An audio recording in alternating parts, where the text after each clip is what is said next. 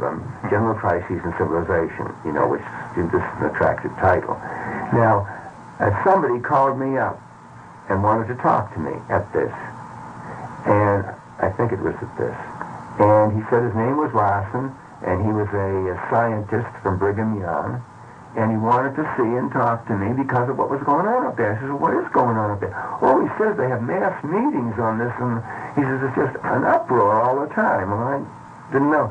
Now, he made an interview with me, and he wanted to play it on the campus radio or the local radio station, and I said, all right. What was the interview about? Just about the paper? Yeah, no, about the Skousen's controversy. Okay. And I said, all right, let me know what happens. But he never wrote to me. I never found out. I never made any effort, so I don't know whether it was ever broadcast or not. What was your input in that? What did you have to say about the Skousen's controversy?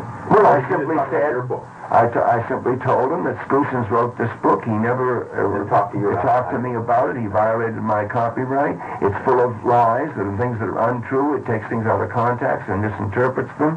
And I gave him the specific things where I disagree. The group that I'm writing about was originally, in my mind, the group established secretly by Lord Milner in 1908 and 1999 called the Round Table Group, which still publishes a quarterly magazine called The Round Table in London, which is one of the world's best sources of international relations information since 1910. The first editor of it was Lord Lothian, at that time Philip Kerr, K-E-R-R, and nobody knew this really for years. I got to know things, and I investigated that group, you see? Now, how I found it is very interesting. I noticed that prominent people in English life had Fellow of All Souls College, Lord Halifax, who was the Secretary of State for Foreign Affairs, and then they made him ambassador to America. When they take the Secretary of State for Foreign Affairs and makes him ambassador to Washington, which most people would consider a downward step, it shows how important they considered Washington's support would be in World War II, you see? All right, he's a Fellow of All Souls. The fellow who summoned Neville Chamberlain in the 10th of May, 1940, and said, for God's sake, go, was Leo Amory. All right, he was a sidekick, the chief lieutenant, political lieutenant of Lord Milner. You see, he was a Fellow of All Souls. And so I decided I would study All Souls. This is purely historical. I got the names of all people who had been Fellows of All Souls since 1899 to whenever I was doing it, which would be about 1947. And there were 149 of them. I discovered most of them were fellows for only 7 years, which is the regular appointment. It's 7 years. But some of them were for 55 years, Fellows of All Souls. A man named Dougal Malcolm, who was the head of the British South Africa Company, which is what Rhodesia, you see. And he was for 55 years. I discovered that Lord Brand, who had been with Milner in South Africa, was for years, and he was the head of Lazar Brothers Bankers in London. And I discovered that Leo Amory was for years, and so forth. And above all, I discovered a man named Lionel Curtis who had no right whatever to be a Fellow of All Souls.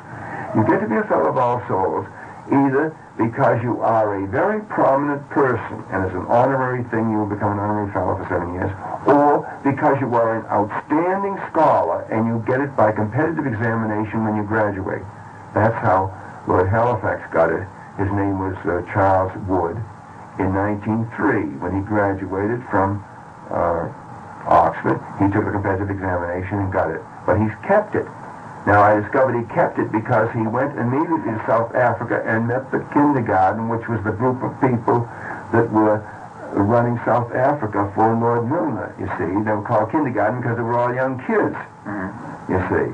Now, these are the ones who remained forever after Fellows of All Souls, or in Lionel Curtis's case, he's the man who said, we've got to change the name from British Empire to Commonwealth of Nations. And the reason is they had been students of Alfred Zimmerman, who wrote a book in 1909 called The Greek Commonwealth, describing ancient Greece, you see, and who was the man who made Arnold Toynbee a great classical scholar, do you see, and brought him into international affairs. Now, I knew none of this. All I knew is that here was a fellow, Lionel Curtis, who was such a poor student, it took him 15 years to get his degree, and then he got it about the lowest pass degree or something that you could ever get. And nobody knew it. Nobody had ever heard of him. Right. But he was furthermore, in a company. I later discovered, furthermore, he was Lord Halifax's roommate at All Souls for years. And then I discovered this fella is behind everything that's going on. Lionel Curtis, do you see? Now, I don't think we should talk too much about this. Well, no, I do you see? All right. But having discovered that, I met Alfred Zimmern. He came here to give a speech. And I said, isn't it funny that the All Souls, he said, that's the Round Table Group. I had never heard of them. That shows how little I knew. They've been around since 1909 and published this magazine since 1910, and this is 1947. And I said, what does the Round Table Group? He named them, who they were. And he says, I was a member of them for 10 years, from 1913, and they brought me in and invited me because I was in the Workers' Educational Alliance. This was extension programs, night courses, summer courses for Workers' Educational Alliance. And he said, that's why they brought me into it, and I was for 10 years, and he says, I resigned in 1923 because they were determined to build up Germany against France. He says, I wouldn't stand for it, so I resigned. Now, when I met Lord Brand later and asked him about this, he had never seen the letter of resignation. Now, and so I better stop talking because, you see, this gets into all kinds of things. Now, this is, I knew the Round Table Group was very influential. I knew that they were the real founders of the Royal Institute of International Affairs, and I knew they were all the stuff that's in print, that they were the real founders of the Institute of Pacific Relations. I knew that they were the godfathers of the Council on Foreign Relations here. I knew that, for example, you know the big study of history, many volumes of Arnold Toynbee? All right. I knew the manuscripts of that were stored in the Council on Foreign Relations during the war so they wouldn't be destroyed by German bombing, do you see? And so forth. And so forth. So I began to put these things together and discovered that this group was working for the following things. They were a secret group. They were working to federate the English-speaking world, the English-speaking world. They were closely linked to international bankers. They were working to establish a world, what I call a three-power world. And that three-power world was the Atlantic bloc of England and the Commonwealth and the United States, Germany, Hitler's Germany, Soviet Russia, the three-power world. They said Germany we can control because it's boxed in, and all of this is in my book. It's boxed in between the Atlantic bloc and the Russians.